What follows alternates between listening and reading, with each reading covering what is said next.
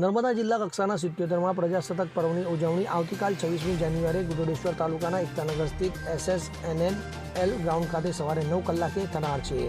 તો ગુજરાત સરકારના પાણી પુરવઠા અને જળસંપત્તિ વિભાગના રાજ્યમંત્રી તેમજ જિલ્લા પ્રભારી મંત્રી ઈશ્વરસિંહ પટેલે રાષ્ટ્રધ્વજ લહેરાવી તિરંગાને સલામી આપશે. તો વહીવટીતંત્ર દ્વારા જાહેર જનતાને પણ આ કાર્યક્રમમાં સહભાગી થવા અપીલ કરવામાં આવી છે. ત્યારે આ ભવ્ય ઉજવણી પૂર્વે ગતરોજ શનિવારે જિલ્લા પોલીસ અધિક્ષક વિશાખા ડબરાલની ઉપસ્થિતિમાં પૂર્ણ ગણવેશ રિહર્સલ યોજાયું હતું. તો આ રિહર્સલમાં જિલ્લાની વિવિધ સુરક્ષા પાંખોના જવાનો દ્વારા પરેડની પ્રસ્તુતિ કરવામાં આવી હતી અને પરેડનું નિરીક્ષણ કરાયું હતું. તો જિલ્લાની પોલીસની ગુનાશોધક ટીમ ડોગ શો પણ રજૂ કર્યો હતો. તો કાર્યક્રમ દરમિયાન ગુડોડેશ્વર અને નાંદોદ તાલુકાની વિવિધ શાળાના બાળકો દ્વારા સાંસ્કૃતિક કાર્યક્રમો રજૂ કરવામાં આવનાર છે. આ ઉપરાંત જિલ્લાના વિવિધ વિભાગો દ્વારા ટેબ્લો નિર્દેશન પણ કરવામાં આવશે, જે સરકારી યોજનાઓ અને સિદ્ધિઓને પ્રદર્શિત કરશે. તો આ પર્વ નિમિત્તે વર્ષ દરમિયાન વિવિધ કાર્યક્ષેત્રમાં વિશિષ્ટ સિદ્ધિ હાંસલ કરનારા કર્મયોગીઓ અને સ્વૈચ્છિક સંસ્થાના પ્રતિનિધિઓ અને મંત્રીઓના હસ્તે સન્માનિત કરવામાં આવશે.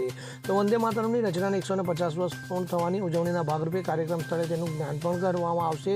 તો આ કાર્યક્રમની પૂર્વ તૈયારીના ભાગરૂપે યોજાયેલા રિહર્સલમાં જિલ્લા પોલીસ અધિક્ષક વિશાખા ડબરાલ અને નિવાસી અધિક્ષક કલેક્ટર C.K. ઉંધાડે અધિકારીઓને જરૂરી સૂચનો કર્યા હતા. તો આ સમગ્ર ઉજવણી સુચારુ અને દેશભક્તિના માહોલમાં યોજાય તેવું આયોજન કરવા સંબંધિત અધિકારીઓને જણાવવામાં આવ્યું હતું.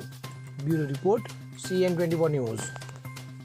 હવે જુઓ દેશ દુનિયાની તમામ ખબરો તમારી આંગળીના ટેરવે. ઉઠાવો મોબાઈલ અને Google Play Store પરથી ડાઉનલોડ કરો અમારી CN24 ન્યૂઝ મોબાઈલ એપ.